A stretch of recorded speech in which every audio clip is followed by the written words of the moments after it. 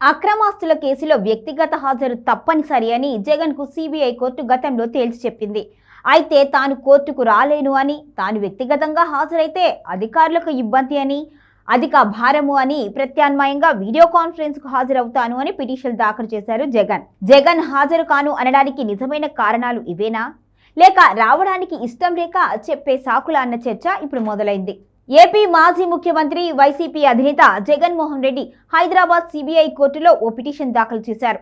అక్రమాస్తుల కేసులో విచారణ ఎదుర్కొంటున్న ఆయన్ను ఈ నెల 14వ తేదీన వ్యక్తిగతంగా హాజరు కావాలి అని సిబిఐ కోర్టు గతంలో ఆదేశించింది. దీంతో జగన్ సిబిఐ కోర్టులో హాజరుపై ఉత్కంఠ నెలకొంది. ఈ నేపథ్యంలో జగన్ సిబిఐ కోర్టులో దాఖలు చేసిన పిటిషన్ ప్రాధాన్యం సంతరించుకుంది.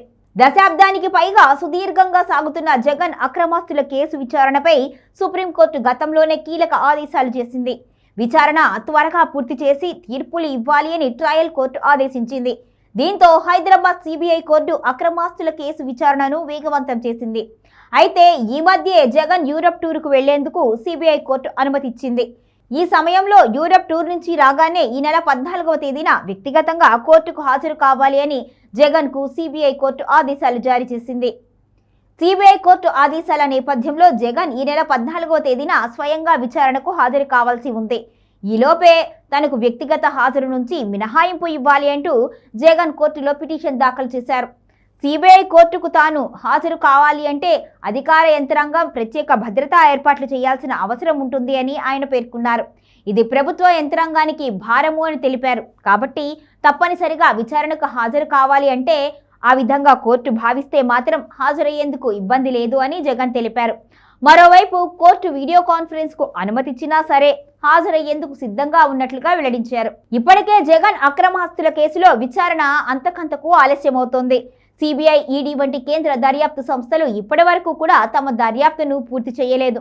ఈ కేసుల్లో నిందితులుగా ఉన్నవారు దాఖలు చేస్తున్న డిశ్చార్జ్ పిటిషన్లు ఇందుకు ఆటంకంగా మారాయి అని గతంలో దర్యాప్తు సంస్థలు సుప్రీంకోర్టుకు తెలిపాయి. అయితే ఇప్పటికీ అదే పరిస్థితి కొనసాగుతోంది. ఇలాంటి సమయంలో జగన్ కోర్టుకు హాజరైతే ఈ కేసు ఓ కొలిక్కి వచ్చే అవకాశంగా భావిస్తున్నారు. జగన్ దాఖలు చేసిన ఈ మెమో సిబిఐ కోర్టు పరిశీలనలో ఉంది. ఈ అభ్యర్థనపై కోర్టు ఏ విధంగా స్పందిస్తుంది అనేది ఇప్పుడు కీలకంగా మారింది. ఓవైపు హైకోర్టు ప్రత్యేక వకాల్తాకు అనుమతి ఇవ్వడం, మరోవైపు రాష్ట్ర యంత్రాంగంపై భారం పడుతుంది అనే వాదన నేపథ్యంలో కోర్టు నిర్ణయం ఎలా ఉంటుంది అనేది చర్చనీయాంశంగా మారింది. విదేశీ పర్యటన ముగిసిన తరువాత వ్యక్తిగత హాజరుకు గడువు సమీపిస్తున్న నేపథ్యంలో కోర్టు తీర్పు ఈ కేసు భవిష్యత్తుపై ప్రభావం చూపనుంది.